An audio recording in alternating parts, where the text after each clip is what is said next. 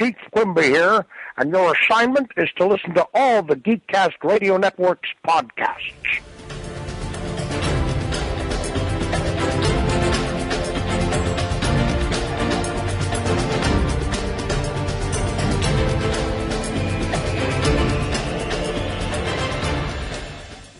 Now we can get down to business. There is nothing wrong with your podcast player. Do not attempt to adjust the volume. Hello and welcome back into Studio 2009. You are now listening to us here on the Geekcast Radio Network. I'm, of course, TFG1Mike. Joining me once again, as always, is that good old Detective Dave Draper. Hello, sir. Hello. How are you? Please tell my mother I am fine. Yes. The Spock reference. Yes. Mm-hmm. Pity you Autobots die so easily, or might have a sense of satisfaction now. There you go. There's a Galvatron reference for you. We are continuing on with the Columbo files here inside the podcast, and as always, we're going in order. Season 2, Episode 6. It is a stitch in crime. Dun, dun, dun, dun, dun. Man, this episode. Oh, boy. So the first thing that I noticed, man, his ears are pointy. You think that Vulcan would Really? get his ears... like, literally, okay, like, I don't... Ugh. The only thing I really noticed was his hair. Like he didn't have the Spock bowl cut, and he didn't have the pointy sideburns. No, but... Because didn't you ever read the book? I Am Not Spock. Yeah, no, never read the book. I'm a degenerate. I haven't read any of the Star Trek books, or the actors who wrote the autobiographies of the people that played Star Trek books or series. But no, I think it is because of of the way, and this is so stupid, folks. I get it, but the way his hair is in this episode, I'm like, are those pointy ears or not? But like literally, I thought he was wearing the Vulcan ears.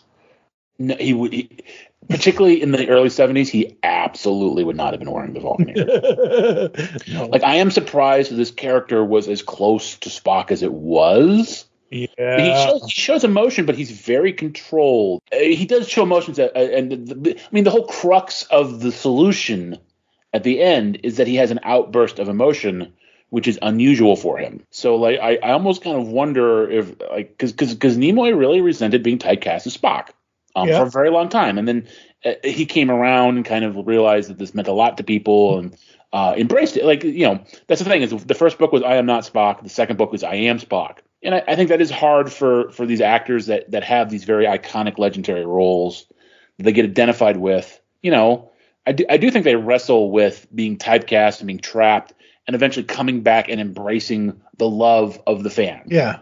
I remember, to go off on a little bit of a tangent, I remember watching the 50th Doctor Who, and Tom Baker shows up, and I lost my mind. Mm-hmm. Jason's like, what? I'm like, it's Tom Baker!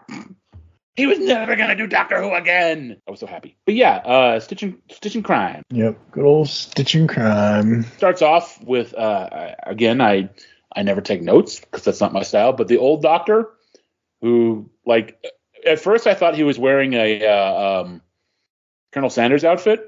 Yes. I was all messed up. Did you see that? Did you think that too? Yes. Because he's like a white outfit on. He's got like this red tie and it looks like a Colonel Sanders bolo tie. It was a normal tie once he gets it fixed, but 11 rushed to the hospital Yep. because his heart's failing him. And Nimoy plays his I don't even know how to describe his role. He's working with the older Doctor on this drug to help cut down on organ rejection during transplants.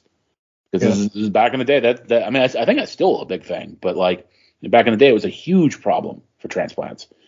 And there's another doctor in Germany that's working on a competing drug, and it looks like they're going to get to market first. I get a little fuzzy because I wasn't 100% sure what the issue was, if they wanted to work with the German doctor, or because I know the older doctor wanted to wait and just do it properly. Yeah. Back in the day when doctors wanted to take their time and make sure this thing didn't kill people. Yeah. Remember those days? Yeah. But and so like Nimoy wants to rush it out or beat the German doctor, I think. So he's very upset that he's being held back by the older doctor. So he performs this valve replacement operation on the doctor, on the older doctor. I don't know names, I'm sorry. And the whole thing is he rigs it with the wrong kind of suture. There are two kinds of suture. There's permanent and dissolving. Yep. And and what's really kind of slightly unsettling is that they established the two they have different colors. Yeah. So like you know, they have different colors and they have different feel. Like if you touch them, they feel differently. Yep. So there's almost an implication that he took a marker to the dissolving suture or like made it look different so that you could, you know, get away with it in an operation. But the older doctor has this nurse that works with him who's very kind of a father-daughter kind of thing. And she notices bits of the suture lying around the operating room and realizes that it feels wrong. Sharon, what's the matter? Are you feeling all right? Tell me the truth, Sharon. What's bothering you? What is this? That's suture. If I remember correctly, we do use suture to sew up in operations. May I see it? It's suture, all right. But I didn't bring this in on the operating tray.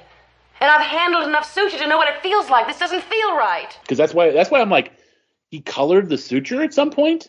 Because she immediately she gets that it feels wrong, and she's gonna like go to the supplier and talk to a chemist there to make sure that's the wrong kind of suture.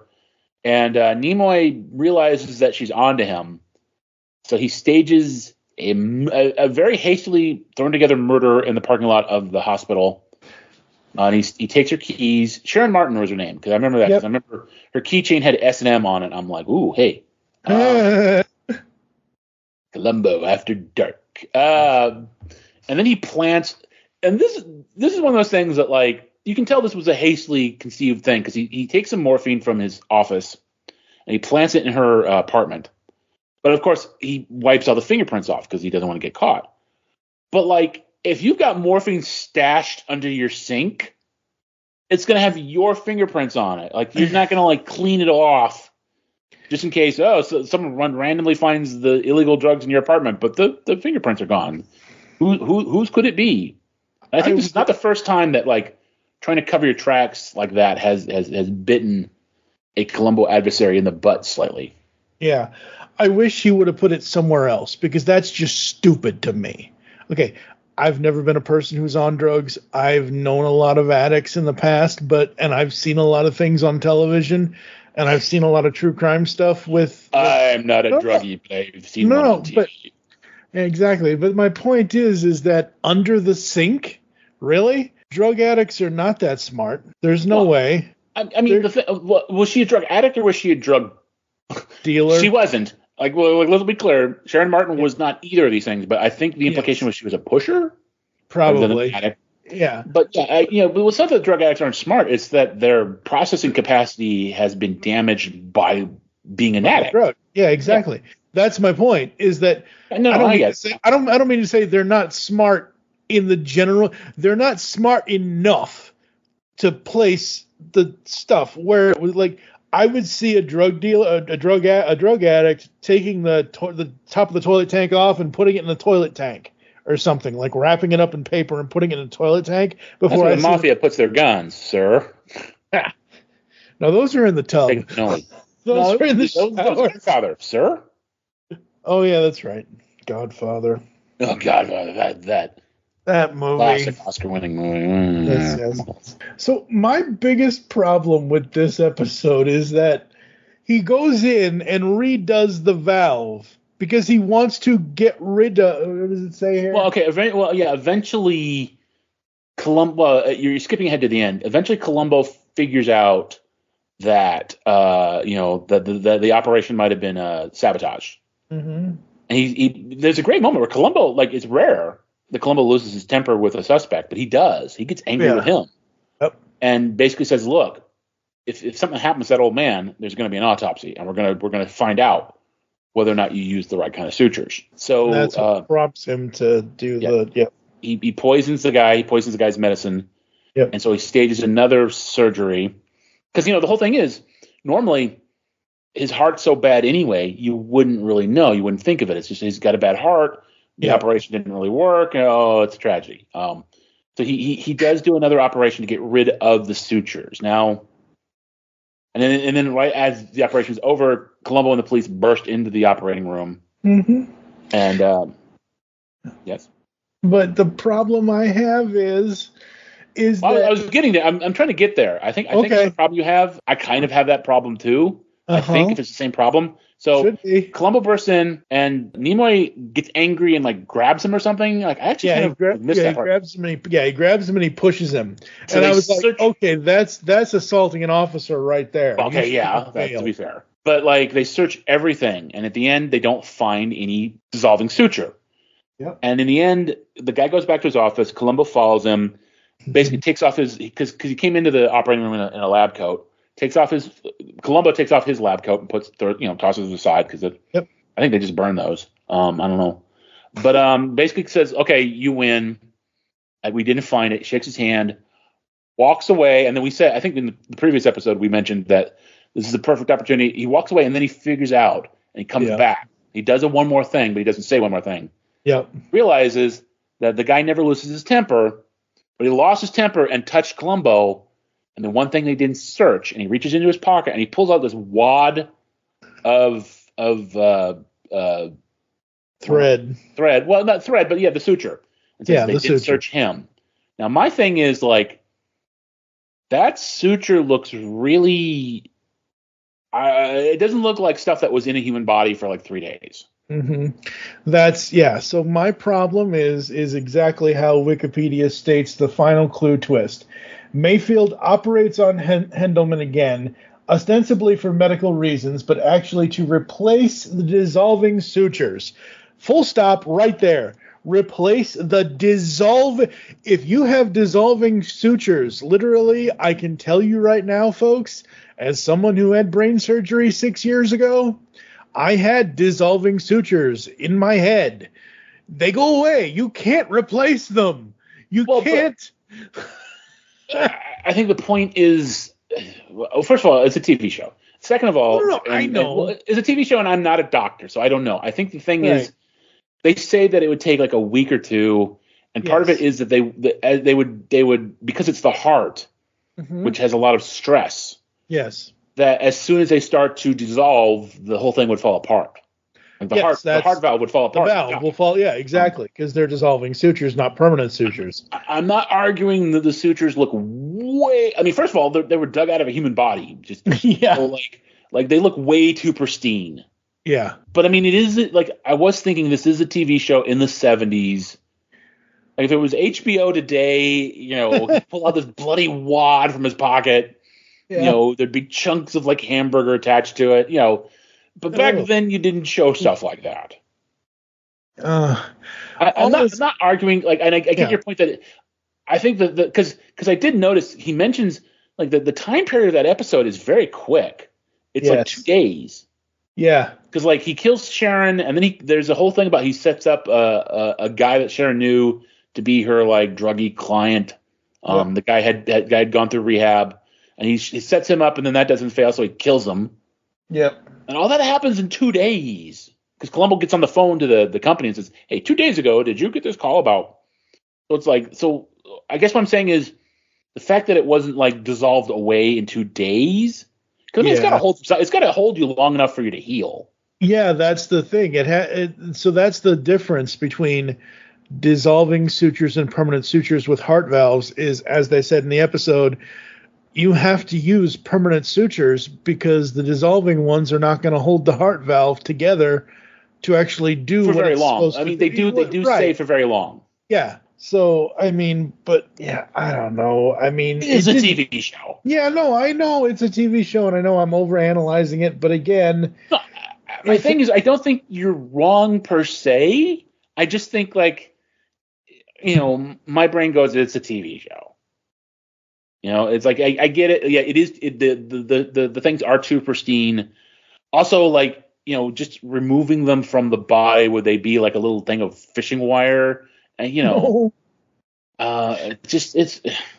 Yeah, I get your complaint. I guess what I'm saying is it didn't bother me as much because it's a Columbo, man. No, I know, and but again, like. May I speak to you personally? Go ahead. I feel uncomfortable. In what way? in hospitals around illness, I feel kind of queasy. Well, that's not uncommon, Lieutenant. I know. I faint. I mean, I actually pass out, and in my line of work, that's kind of embarrassing. Is there something that I can do for that? There's only one surefire cure, Lieutenant. Stay out of hospitals as much as possible. Right. I'll try, Doctor. Okay. Yes, technically, if he hadn't done that second surgery, the guy probably would have died because of the dissolving sutures that were already there. Yeah, they would have dissolved and the heart would have... Right, they would have dissolved, the valve would have failed, and his heart would have given out. He'd still be guilty of murder. Yeah. In the long run. Oh, I see what you're saying. So but he didn't expect to be caught. Right. That's none of them expect to be caught. They hope they don't get caught. That's the whole point of getting away. I don't understand. Are you saying he shouldn't have done the second surgery because he was going to get arrested for murder anyway? Yes. But he didn't think he would be. Well, he thought he was 2 seconds away from getting away with it. Yeah, exactly. Up until he did the second surgery. If he had not done the second surgery, he would have gotten away with it to a certain extent. No, he wouldn't have. They would have autopsied the body, and they would not have found. Okay, yeah. They would not have found the sutures. Yeah, but like we said, this episode, the way this episode's timeline goes, it's like 2.5, 3 days between events, between the beginning, middle, and end of the episode. Yeah, and it just seems like to me, yes, the autopsy would have caught him. Yes, he would have gone to jail.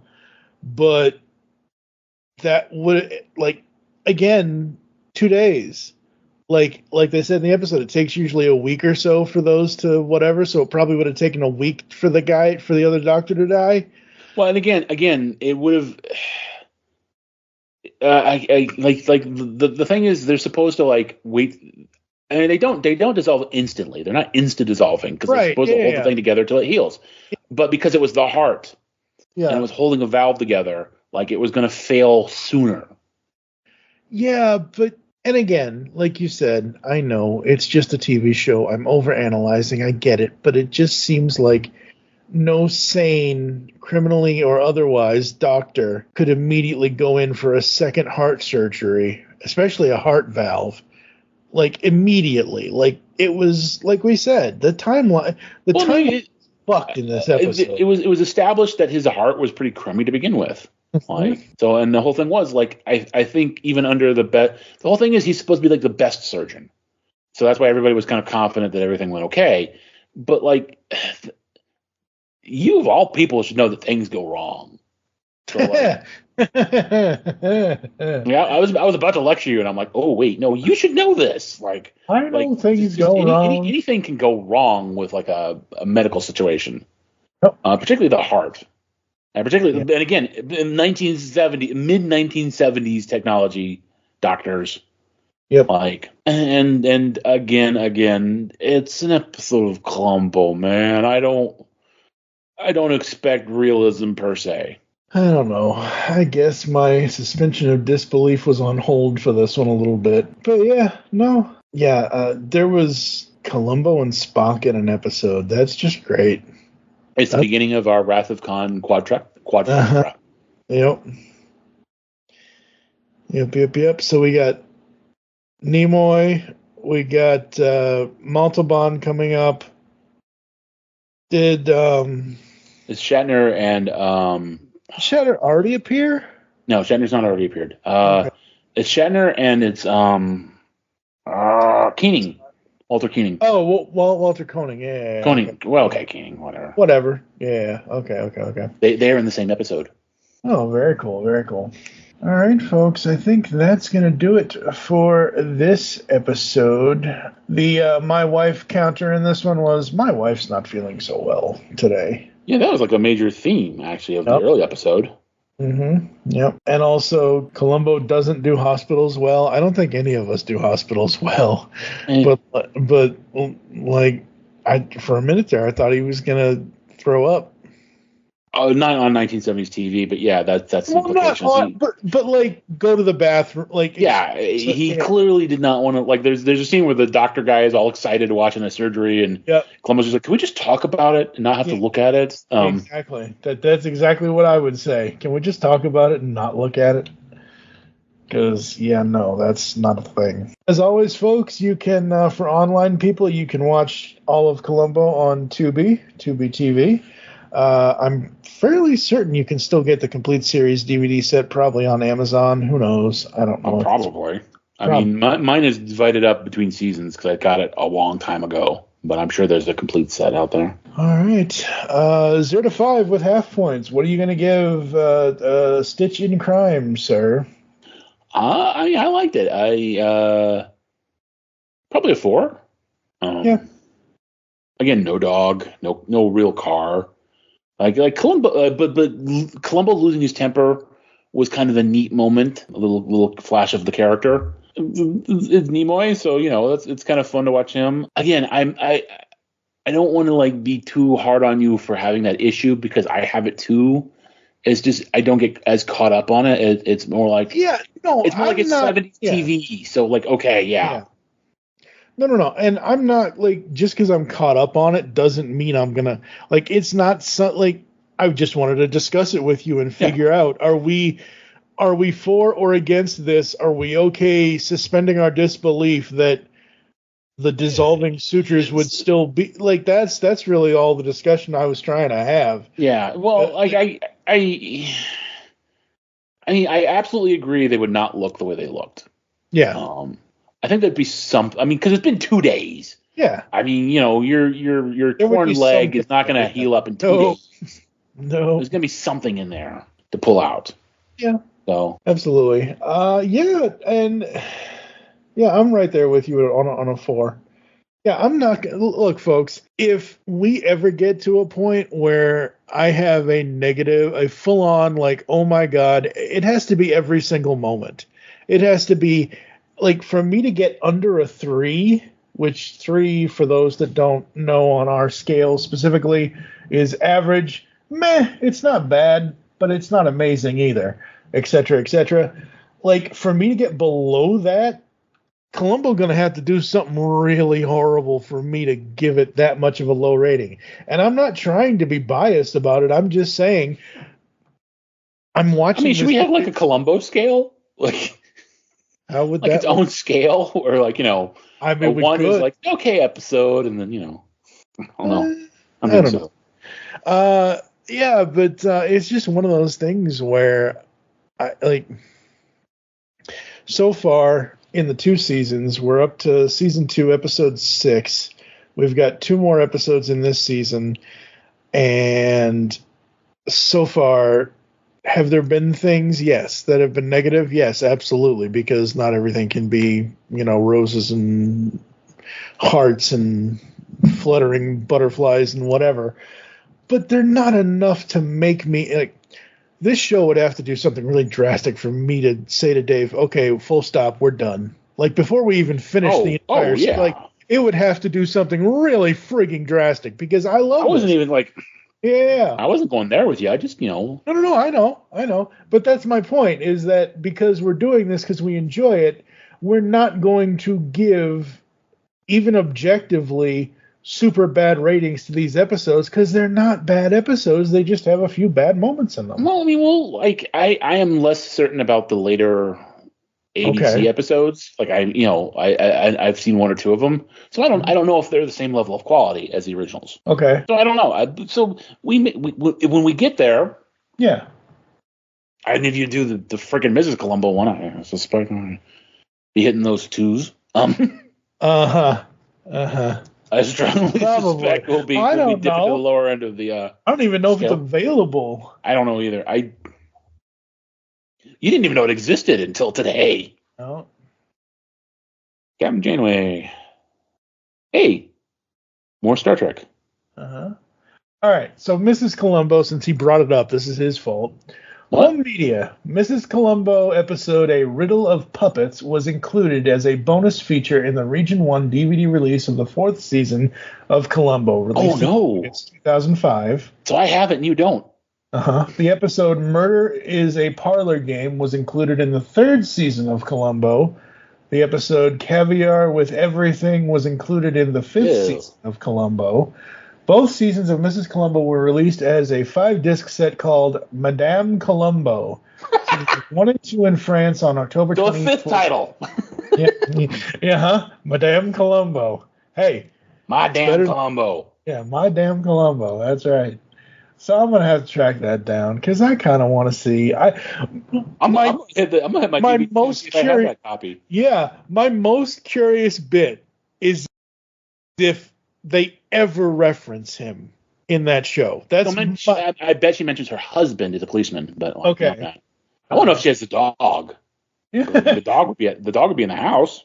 Yeah, exactly. She never is. Exactly. So. All right, folks, that's going to do it for us. Did I already go through? I don't think we paused for the commercial. We'll be right back right after this. You're going to hear some podcast ads and some other stuff. We'll come back to close the show. What's the matter? What is it? Marcus and Carlson Medical Supply Company. What? That's it. MAC, that's it, of course. Capitals. Should have thought of that before. Hello, geeks and geekettes! Looking for a podcast that covers a vast array of topics? Then check out Altered Geek Unleashed, where we discuss our thoughts on this week's geeky news, tech, gaming, television shows, movies, cartoons, comics, and more. So, get altered, get geeky with the Altered Geeks, every Friday on the Geekcast Radio Network.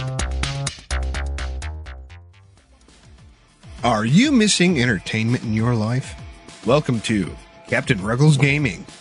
Whether it's guides, roleplay content, or our shenanigans with our collaborations with the 20 years standing strong Fart Clan, also known as Fast Action Response Team, or the Wrecking Crew, we have something for everyone. So join us when we traverse the cosmos of space games, survive the undead in zombie games, or just having fun in first-person shooters or random indie games. Visit us now at geekcastradio.com and youtube.com/@Captain Ruggles, or Google search Captain Ruggles Gaming. It's game time, and I'll see you out on the battlefield. Because the world needs another movie podcast. The Geekcast Radio Network presents for your listening pleasure the Cinema Geek. Hosted by Amanda, Kevin, Matt, and Dan. Each week we dive headfirst in the landscape of movies as we discuss movie news, play movie games, go in-depth on reviews, and even have a top 10 countdown or two. Also, don't miss our director retrospective series, where we review noted directors' movies film by film. Bottom line is, if you love movies and love podcasts, you need to experience the Cinema Geeks. You can find us on iTunes or geekcastradio.com. Are you in need of what the heck did I just listen to? Are you in need of a laugh at the expense of the internet? Boy, do I have a treat for you. Here at Lyrically Audacious, we turn just about anything into music. Visit us now at youtube.com/@Lyrically Audacious, all one word. So swing by, have a laugh. Stay lyrical, stay audacious, here at Lyrically Audacious. For the best in science fiction, join Mark Baumgarten, Vicky Jakubowski, Zion Kiros, and Juan San Miguel on the award-winning podcast Marku 42's Universe. Doctor Who, the Marvel Cinematic Universe, Star Trek, and more are all fair game with Marku 42, which has been around since 2012 in one form or another.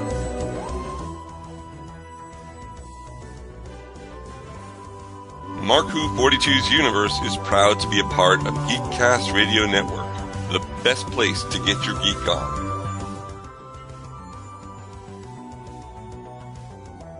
Listen to us bi-weekly or weekly if we have a topic relevant for you, our listeners. Marku 42 on Geekcast Radio Network, a match made in a galaxy near you. Do you know John Hyatt songs? Maybe you know them from being covered by Roseanne Cash, Three Dog Night, the Neville Brothers, Emmylou Harris, Eric Clapton, B.B. King, Jeff Healey, Bonnie Raitt, or literally hundreds of others. Maybe you have some of his albums on your shelf, or in your cow-horned Cadillac right now. I'm Jesse Jackson. And I'm Sylvan Groff. And we're going to dive in from A to Z. Join us on the Perfectly Good podcast. We're going to discuss all of your favorites and uncover some forgotten gems, from Aces Up Your Sleeve to Zero House. Rate and debate every John Hyatt song on the Perfectly Good podcast. Have a little faith. On the Simplistic Reviews podcast, we talk movies. We talk TV. We talk... Hello, Julie, what the heck are you doing? Trying to make our spots sound more exciting by adding explosions. Yeah, I'm pretty sure you could have got the point across with sound effects, not the real thing. Download this show on iTunes or at simplisticreviews.blogspot.com. I'm sure your insurance company will cover that. No, they won't. No, they probably won't. That's obvious. Yeah. Awfully obvious.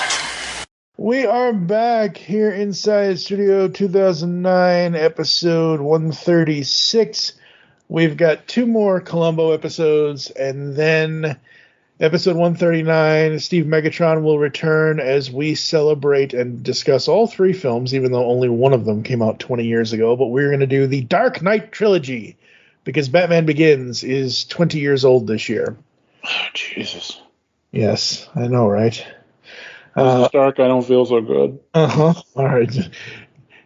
I already know you know this, Lord Vader, but your revenge movie is also 20 years old this year. What revenge movie? Revenge of the Sith? Yeah, I knew that was old. Wait, that's 20 years old? 2005. Oh, God. Yep. Jeez. Absolutely.